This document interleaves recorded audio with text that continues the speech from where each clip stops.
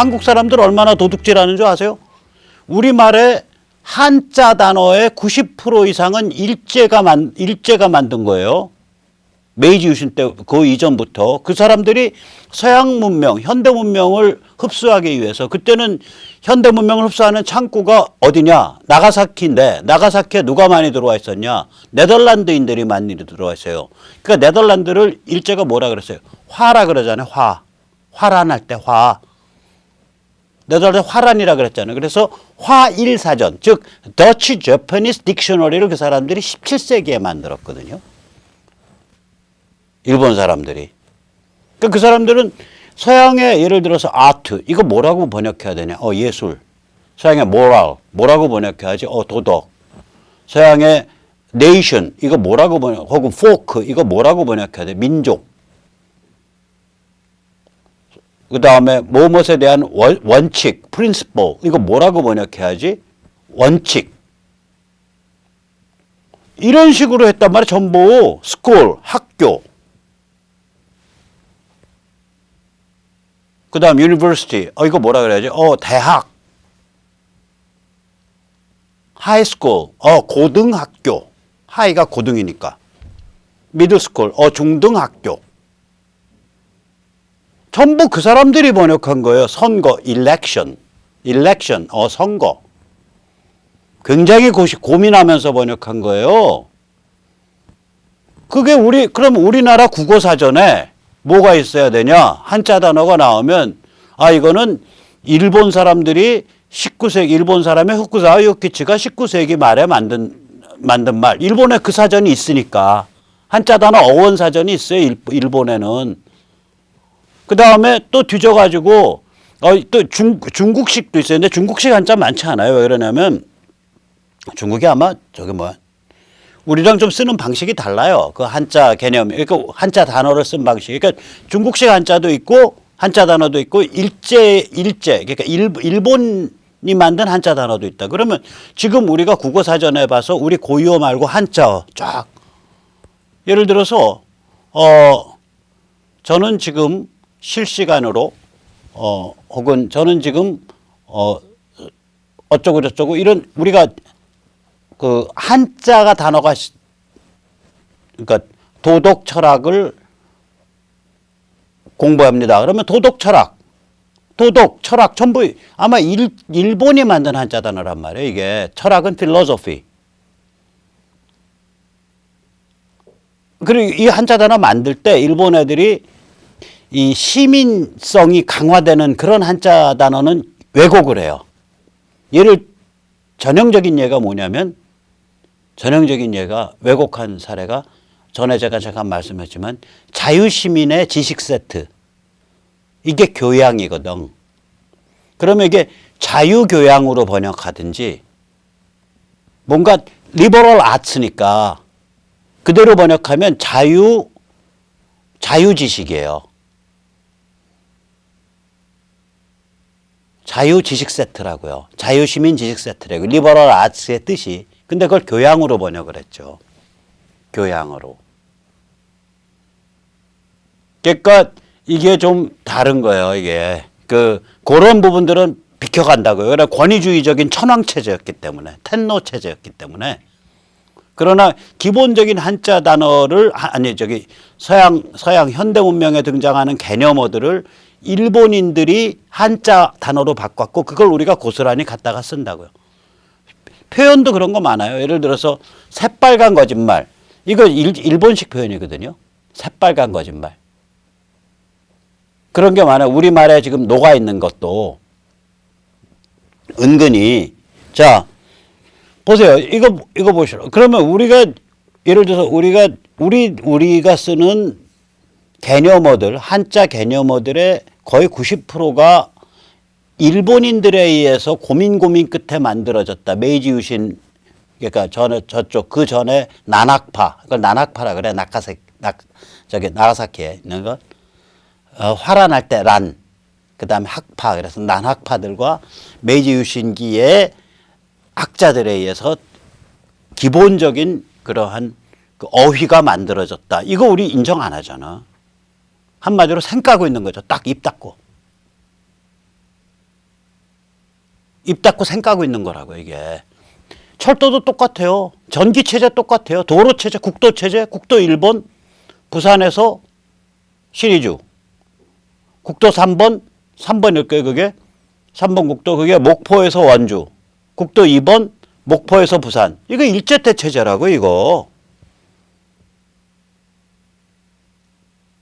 그러니까 이러한 인프라를 깔 때, 이런 인프라를 깔 때 이게 수탈을 위해서 깐 거냐고. 아니요, 동화시키려고 깐 거예요.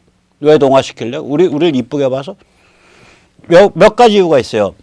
일본 민족의 특이성에 대해서는 제가 여러 번 얘기했는데, 일본 민족의 그나마 친화감을 느낄 수 있고 그나마 자기들이랑 조금 비슷하다고 느끼는 게 한국인이에요. 우리가 마치 일본에 대해서 일본인들, 그러니까 1대1로 딱 마주쳤을 때 우리랑 비슷한 데가 있다라고 우리가 느끼는 사람이 많듯이 사적 관계에서 일본인도 똑같다고요. 그 사람들은요, 뿌리가 2000여 년 전에 이 한반도에서 건너간 야요이 도레인들이 닥치기 전에는 자기들끼리 3만 년을 따로 살아갔고, 저쪽 오키나와 아래는 어디 동남아인 같이 됐고, 저쪽 위에 저기 혼슈 북부 홋카이도 이쪽은 서양인 같이 되고, 자기들끼리 인종 분화해 버린대요. 하나의 3만 년 전에 거기 튀어들어가서 고립된 사람들이. 그러니까 전 세계에서 가장 외로운 존재라고 해요. 일본인들이 그 마음을 까면.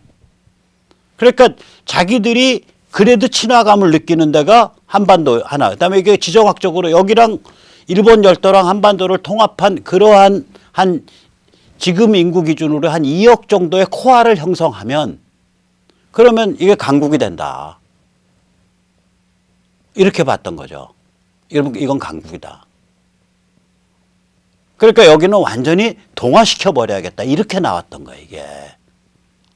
이거를 두고 동화 전략을 두고 제대로 전부 수탈이야. 전부 뺏어가려고만 했어. 이래가지고는 이 철도도 해석이 안 되고요. 전기 인프라도 해석 안 되고요. 그 다음에 북한 지역에 있던 중화학공업 인프라도 해석 안 되고요. 도로도 해석 안 되고요. 소학교도 해석 안 되고요. 왜 육사라 이런 사관학교 장교임관을 했는지도 해석 안 되고요. 왜 고시를 보게 했는지도 해석 안 되고, 왜 창씨개명 했는지도 해석이 안 되고, 다 해석이 안 돼요, 이게. 그거 다 해석 안 하고 나면 뭐냐 이거예요. 그러면 우리 선배 세대는 강도가 들어왔는데 제대로 맞서지도 못한 쪼다가 되는 거예요. 강도가 들어온 그러니까 국권을 뺏은 점에서는 강도죠. 국권을 뺏었다는 건 강도인데 전략은 동화였다고요. 우리 선배 세대 위대함은 그렇게 사탕발림으로 동화하자. 내선 일체할게. 너희도 일본인 될 수 있어. 우리 앞으로 위대한 일본인 만들자. 이러고서 사탕발림으로 그렇게 생쇼를 일본 애들이 부렸는데도 불구하고 동화되기를 거부하고 동화되지 않았다는 데 있는 거예요. 이게. 그러니까 일제의 전략 의도로 왜곡하면 일제시대를 제대로 해석하고 비판할 수가 없는 겁니다. 이게 그러니까 저기 김일성 영생교나 그거 빨아주는 여기에 친북, 종북 혹은 넋 빠진 그런 학자들은 세상을 선과 악으로 그냥 보는 거죠. 그 저놈은 악마여야 되니까 모든 것이 악마여야 되는 거지. 그렇지 않죠, 세상은. 너무 잘 아시다시피. 자, 이왕 걔들이 얼마나 악마인지 혹은 우리가 얼마나 멍청한지 이완용을 통해서 좀 보자고요. 이완용이요, 문맥에 따라서 매국노이기도 하고 만고충신이기도 해요. 그러면 좀 애맞을 소리죠. 그 제 말씀 들어보세요. 만약 나라의 주인이 나라님이라면, 만약 나라가 왕실 소유물이라면, 만약 독립이라는 게 왕실의 독립성이라면, 만약 주권이라는 것이 왕실의 주권이라면, 이렇게 말해 전제를 해놓고, 그때의 국제정세는 뭐냐? 1894년에 청일전쟁에 의해서 한반도를 청의 나와바리로부터 떼냈고, 1904년 5년에 러일전쟁에 의해서 일제가 러시아를 박살을 냈다고요. 그리고 국제 무대에서 한반도 거기는 일본 거야. 나라라고 인정이 돼버렸다고요. 그게 카스라 테프트 미래가 아니에요. 그럼 이제 나라가 이제 망한 거거든, 사실상. 더 어떻게 유지해 볼 길이 없는 거예요. 이때 조선 왕실을 지켜야겠다. 그러니까 마지막에 일제에 대해서 나라를 팔아먹어야겠다. 그리고 왕실을 지켜야지. 나라는 어차피 나라님 건데, 주권은 어차피 왕의 건데, 조선반도는 어차피 왕실의 소유물인데.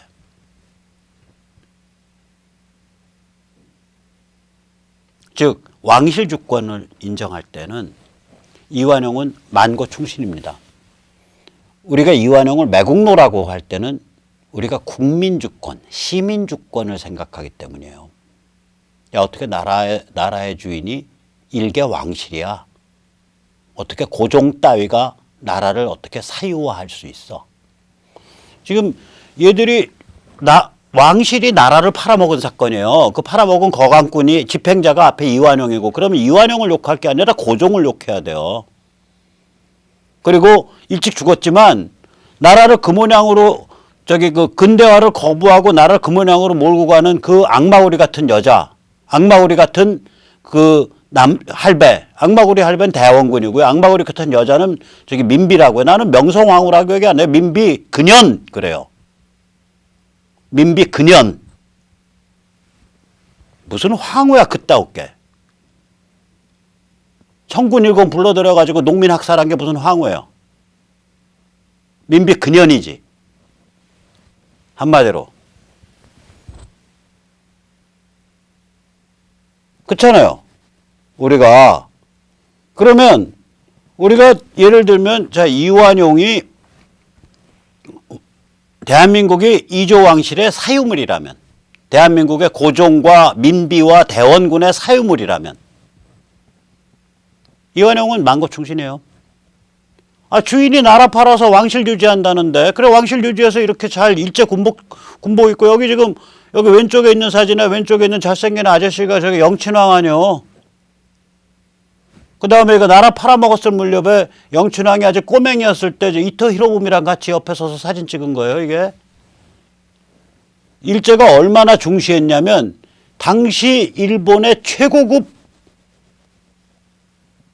최고의 실권자 겸 브레인이었던 이토 히로부미를, 지금도 일본 돈에 아마 제일 큰 돈, 거기 뭐 만행짜리인가 어디에 이토 히로부미 사진 아니에요? 안중근이 왜 일본인들이 좋아하는 줄 아세요? 일본은 사무라이의 나라 아니에요. 우리의 영웅 이토 히로부미를 죽인 사람이 양아치면 안 되는 거예요. 영웅은 영웅의 손에 의해서만 죽을 수 있어. 그러니까 안중근은 영웅이어야 하는 거예요. 그래서 일본 애들이 안중근을 좋아하는 사람들이 있어요. 우리가 받들어버리는 영웅이 하잘것없는 양아치성 테러 분자한테 죽었다. 이래버리면 돌아버리는 거 아니에요. 그러니까 우리가 받드는 영웅이 영웅에 의해서 죽었다. 진검승부로. 이래야지. 그러니까 안중근이 누군지도 모르고, 전 안중근 좋아해요. 저 안중근 비판하는 거 아니에요. 제가 말하는 관점은 뭐냐면, 일본인들 중에 왜 안중근을 숭배하는 사람이 있냐라는 얘기를 하는 거예요. 그 심리적 기저가 뭐냐. 이토 히로부미가 그런 종류의 인간이라고요. 이 메이지 유신을 대변하는 브레인은 이토 히로부미고요. 낭만적 칼제비는 사카모토 료마라고요. 일본 사람들이 메이지 유신의 두 영웅 꼽으면 이토 히로부미와 사카모토 료마를 꼽습니다. 그 무렵에 일본을 근대화해낸 두 사카모토 료마는 이제 메이지 유신 직전에 죽죠. 그 당대 최고의 검객이었고 아주 낭만적인 사람이고, 그 영친왕의 스승으로 이토 히로부미를 임명한다니까. 그래서 영친왕이 이토 히로부미 옆에서 딱 사진 찍잖아요. 이렇게. 이게 뭐예요? 왕실이 나라를 팔아먹은 거예요. 그 거간꾼이 이완용이에요. 근데 왜 이완용만 욕하냐고. 이완용을 하나를 욕을 하면 백천만은 고종, 그 다음에 그 지경까지 나라를 밀어넣은 대원군과 민비, 그걸 욕해야지. 그 자들을. 이완용은 왕실이 차마 저지르지 못하는 매국 행위를 나서서 해준 거강꾼에 불과한 거예요, 이게. 그럼 친일파 타령 그렇게 하고 친일파 욕하려면 친일파 1순위 고종이에요. 그 다음에 고종 왕실을 그 모양으로 타락시킨 대원군과 민비고 2순위, 3순위가.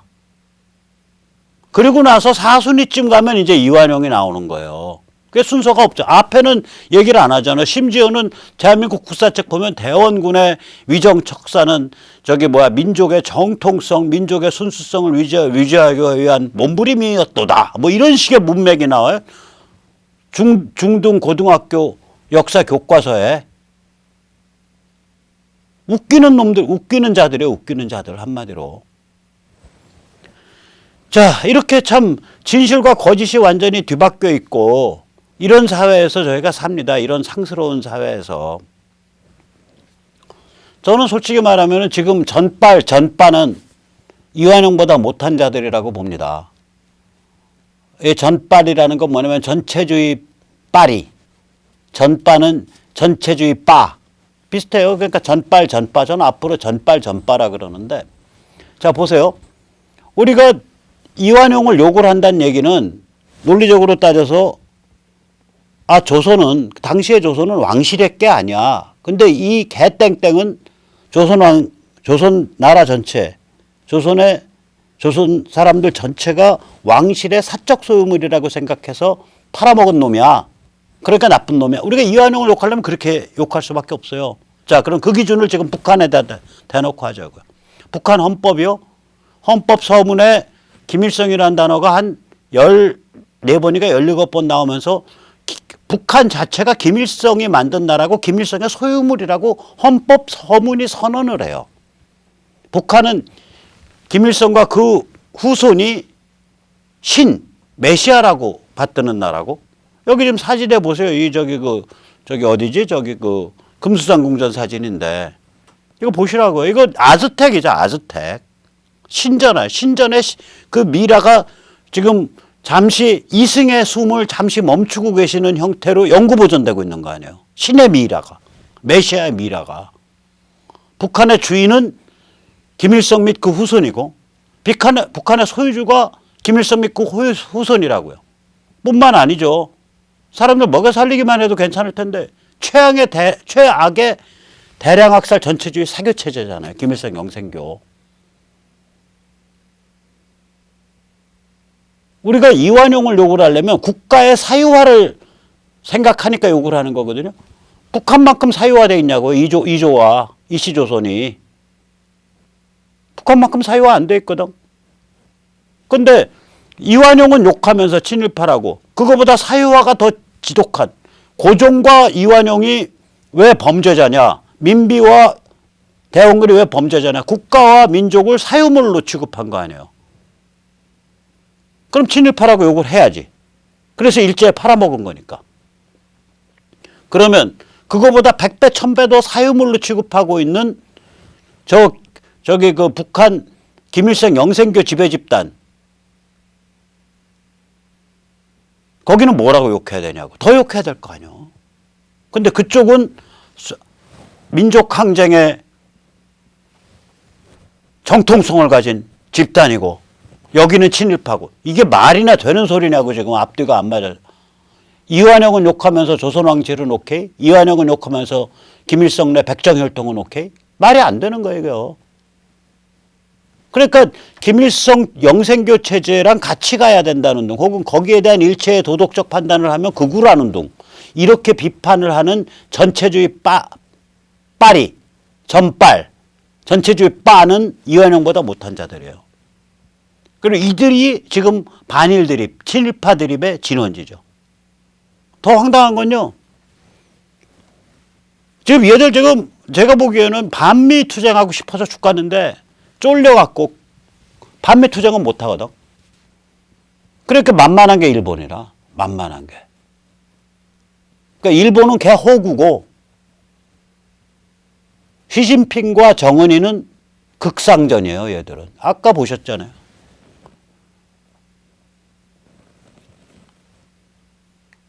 자, 보세요.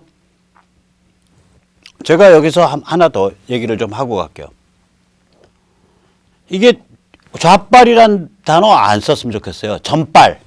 좌파가 아니라 전빠입니다. 이게 왜 그러냐? 두 가지 이유 때문에요. 우선 정치 사상적으로요. 이 좌익이라 그러면 멀쩡한 굉장히 온건한 예를 들어 영국의 노동당부터 영국 노동당 정부가 한두 번 집권했습니까? 영국 멀쩡하잖아요, 비교적. 영국 노동당부터 저기 폴포트까지가 다 좌익이에요. 막스, 엥겔스, 레닌, 스탈린, 모택동, 호치민, 폴포트까지 여기 피비린내 잔뜩 나는 데까지가 여기 근사한 의회 민주주의자부터 이게 다 좌익이에요. 아, 저희가 지금 그걸 다 싸그리 몰아서 왜 좌익이라고 해서 그 안에다가 김일성 영생교를 집어넣어 주냐고, 사교 체제를. 제가 거듭 말씀드리지만 북한에서는요, 막스, 엥겔스, 레닌, 스탈린, 여기 지금 사진에 나와 있는 사람들, 모택동, 호치민, 전부 금서예요. 사실상의 금서. 모든 중요한 진실은 다 김일성 유일사상 체제에 담겨 있기 때문에 네가 왜 건방지게 막스, 엥겔스, 레닌, 스탈린 책 보려고 그러냐 이거예요. 너 이상한 놈이다. 공산주의 금지된 사상이에요. 북한에서는. 금지된 사상이에요. 지금 중국도 공산주의 서클들 탄압받고 있거든요. 북경대 공산주의 학생회 이런 데 지금 탄압받고 있어요. 중국도. 금지된 사상이라고, 중국에서도 사실상. 북한은 더 말할 것도 없어요. 금지된 사상이에요. 그러니까 전에도 말씀드렸지만 뭐 백두 칭송위원회 뭐 이런 데서 주최하는 거기서 김정은 방한해 주세요 하면서 거기다가 나는 공산당이 좋아요 하고 그 저기 패킷 떨고 있는 사람 정말 불쌍한 사람이에요. 저 불쌍해. 제 눈물이 나. 저거 저렇게 밀어나냐 이거 저거. 거기가 공산주의가 금지된 땅이라는 것 자체도 몰라.